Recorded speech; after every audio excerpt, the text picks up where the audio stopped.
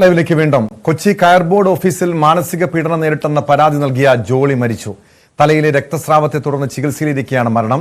തൊഴിലെടുത്ത് നേരിടേണ്ടി വന്ന മാനസിക സംഘർഷമാണ് മരണകാരണമെന്ന് കുടുംബം ആരോപിച്ചു. എന്നാൽ ആരോപണം നിഷേധിച്ച് കയർ ബോർഡ് ചെയർമാൻ തന്നെ രംഗത്തെത്തിയിട്ടുണ്ട്. ഇത്തരത്തിലുള്ള മാനസികമായ പീഡനമോ തൊഴിൽ ചൂഷണമോ ജോളിക്ക് നേരിടേണ്ടി വന്നിട്ടില്ല എന്നാണ് കയർ ബോർഡിന്റെ വിശദീകരണം. വിശദാംശങ്ങളുമായി കൊച്ചിയിൽ നിന്ന് നവമി ദിനേശ് ചേരുന്നു.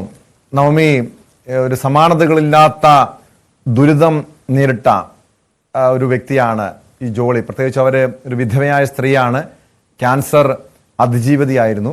അതിനിടെയാണ് ഒരു മേലുദ്യോഗസ്ഥന്റെ അഴിമതി ചോദ്യം ചെയ്തതിന്റെ പേരിൽ ഈ രീതിയിലുള്ള തൊഴിൽ ചൂഷണവും പിന്നീട് ട്രാൻസ്ഫറും ഒക്കെ നേരിടേണ്ടി വന്നത്. അതേ തുടർന്ന് അവർ അവധിയിൽ പ്രവേശിക്കുന്ന സാഹചര്യം ഉണ്ടായി, ശമ്പളം തടഞ്ഞു വെച്ചു.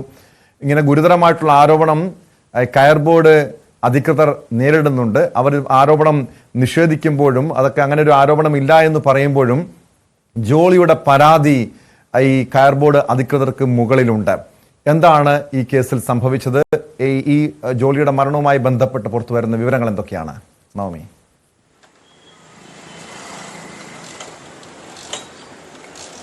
കേട്ടോ, 30 വർഷമായി കയർ ബോർഡിന്റെ, കേന്ദ്ര സർക്കാരിന്റെ സ്ഥാപനമായിട്ടുള്ള കയർ ബോർഡിന്റെ കൊച്ചിയിലെ ആസ്ഥാനത്ത് ജോലി ചെയ്തു വരികയായിരുന്നു ജോളി. 86 വയസ്സായി. ഇപ്പോൾ ഈ ഒരു സാഹചര്യത്തിൽ 56 വയസ്സായി ജോളിക്ക്. ഇനി 3 വർഷം കൂടി ബാക്കിയേ ഉള്ളൂ ഇനി ആ ഒരു കാലാവധി പൂർത്തിയാക്കുന്നതിനും വിരമിക്കുന്നതിനും വേണ്ടി.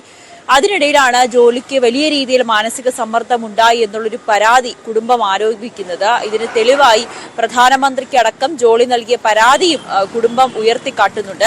ഇവർ പ്രധാനമായും പറയുന്നത് മേലുദ്യോഗസ്ഥന്റെ ഒരു അഴിമതി അത് ചൂണ്ടിക്കാട്ടിയിരുന്നു ജോളി. അതിനുശേഷമാണ് ഈ മേലുദ്യോഗസ്ഥൻ ചെയർമാൻ അടക്കമുള്ള ഒപ്പം ചില സഹപ്രവർത്തകരുമൊക്കെ വലിയ രീതിയിൽ ജോലിയെ മാനസികമായി സമ്മർദ്ദത്തിലാക്കിയത്. അമിതമായ ജോലിഭാരം നൽകി. അതിനിടയിൽ ആന്ധ്രാപ്രദേശിലേക്ക് ട്രാൻസ്ഫർ, സ്ഥലം മാറ്റം നൽകുകയും ചെയ്തു. തന്റെ ആരോഗ്യ പ്രശ്നങ്ങൾ ചൂണ്ടിക്കാട്ടിക്കൊണ്ട് ജോളി ഈ ഒരു അവധി പ്രവേശിക്കുകയാണ്. ഇത്തരത്തിലൊരു ട്രാൻസ്ഫർ തടയണമെന്ന് ആവശ്യപ്പെടുകയും ഒക്കെ ചെയ്തു. പക്ഷേ ആ പരാതിക്ക് പോലും, അല്ലെങ്കിൽ ആ ഒരു ലീവ് ആവശ്യപ്പെട്ട് നൽകിയ കത്തിന് പോലും മറുപടി ഈ ചെയർമാന്റെ ഭാഗത്തു നിന്നോ അല്ലെങ്കിൽ ഈ അധികൃതരുടെ ഭാഗത്തു നിന്ന് ഉണ്ടായില്ല എന്ന് കൂടി കുടുംബം ആരോപിക്കുന്നുണ്ട്. ഇതിനെ തുടർന്നാണ് ലീവിൽ പോവുകയും ചെയ്തിരുന്നത്. അതിനുശേഷം ഏകദേശം അതായത് ജനുവരി 31-ാം തീയതിയാണ് ജോലിക്ക് അമിതമായിട്ടുള്ള രക്തസമ്മർദ്ദം ഉണ്ടാകുകയും തലച്ചോറിൽ രക്തസ്രാവം ഉണ്ടായി അമൃത ആശുപത്രിയിലേക്ക് പ്രവേശിക്കുകയും ചെയ്തത്.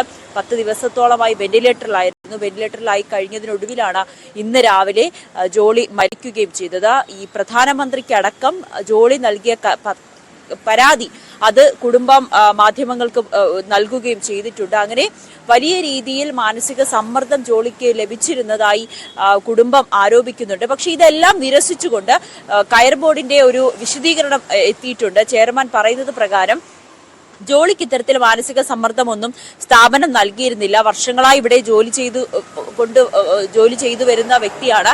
ആരോഗ്യ പ്രശ്നങ്ങളൊക്കെ ചൂണ്ടിക്കാട്ടിക്കൊണ്ട് മറ്റിടങ്ങളിലേക്കൊന്നും ട്രാൻസ്ഫർ അടിക്കാതെ ഇത്രയും വർഷമായി, 30 വർഷമായി കൊച്ചിയിൽ തന്നെയാണ് ജോലി ചെയ്യുന്നത്. അതിനിടയിൽ ആലപ്പുഴയിൽ ജോലി ചെയ്തിരുന്നു. പക്ഷെ കുറെ വർഷങ്ങളായി എറണാകുളത്ത് തന്നെയാണ് അവർ ജോലി ചെയ്യുന്നത്. ആന്ധ്രാപ്രദേശിലേക്കുള്ള ട്രാൻസ്ഫർ, അതിൽ അവർക്ക് ആരോഗ്യ പ്രശ്നങ്ങൾ ചൂണ്ടിക്കാട്ടിയത് കൊണ്ടും കുടുംബത്തിന്റെ പ്രശ്നങ്ങളൊക്കെ ഉന്നയിച്ചത് കൊണ്ട് അത് മരവിപ്പിക്കുകയും ചെയ്തിരുന്നു. അത്തരത്തിൽ ഒരു മാനസിക സമ്മർദ്ദം നൽകിയിരുന്നില്ല.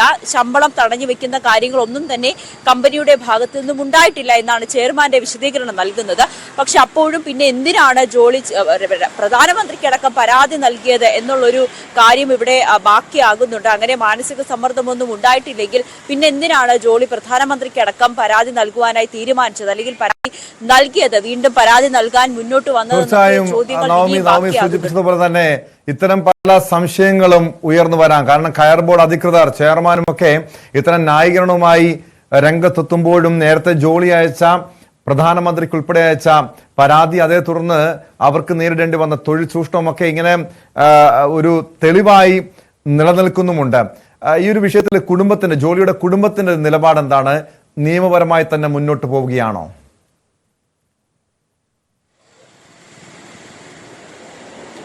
നിയമ നടപടിയുമായി മുന്നോട്ട് പോകാൻ തന്നെയാണ് ജോളിയുടെ കുടുംബം തീരുമാനിച്ചിരിക്കുന്നത്. ഹൈക്കോടതിയിലടക്കം ഹർജി നൽകുവാനും തീരുമാനിച്ചിട്ടുണ്ട്. ഇത്തരത്തിൽ വലിയ രീതിയിൽ മാനസിക പീഡനം ഏറ്റിട്ടുണ്ട്, മാനസിക സമ്മർദ്ദമുണ്ടായി, അമിത ജോലിഭാരമുണ്ടായി. അതും മേലുദ്യോഗസ്ഥന്റെ അഴിമതി കാട്ടിയതിനാണ് ഇത്തരത്തിൽ വലിയ രീതിയിൽ മാനസിക സമ്മർദ്ദവും ജോലിഭാരവും നൽകിയത്.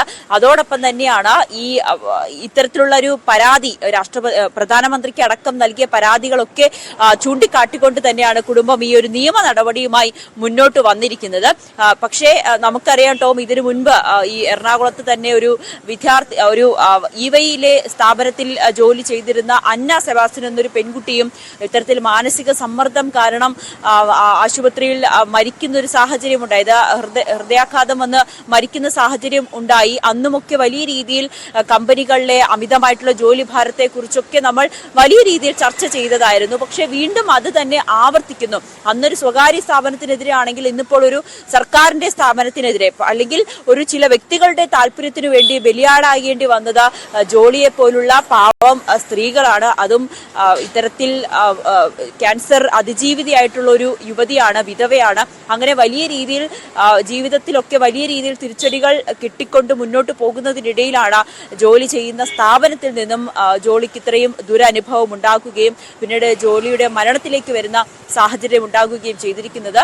ആശുപത്രിയിൽ നിന്നും ലഭിക്കുന്ന വിവരം അനുസരിച്ച് തലച്ചോറിലുണ്ടായ ഈ അമിതമായിട്ടുള്ള സമ്മർദ്ദം താങ്ങാൻ കഴിയാതെ തലച്ചോറിലുണ്ടായ രക്തക്കുഴലിലുണ്ടായ പൊട്ടലാണ് മരണകാരണമെന്നാണ് ആശുപത്രിയിൽ നിന്നും ലഭിക്കുന്ന വിവരം. അതോടുകൂടി തന്നെയാണ് കുടുംബം നിയമ നടപടിയുമായി മുന്നോട്ട് പോകാനും തീരുമാനിച്ചിരിക്കുന്നത്. വ്യക്തമാണ്. കൊച്ചിയിൽ നിന്ന് നവമി ദിനേശാണ് വിവരങ്ങൾ നൽകിയത്. ഈ കയർ ബോർഡ് അധികൃതർ ഇതുമായി ബന്ധപ്പെട്ട ആരോപണം നിഷേധിക്കുമ്പോഴും ഈ കുടുംബം പരാതിയുമായി മുന്നോട്ട് പോവുകയാണ്, നിയമ നടപടിയുമായി മുന്നോട്ട് പോവുകയാണ്.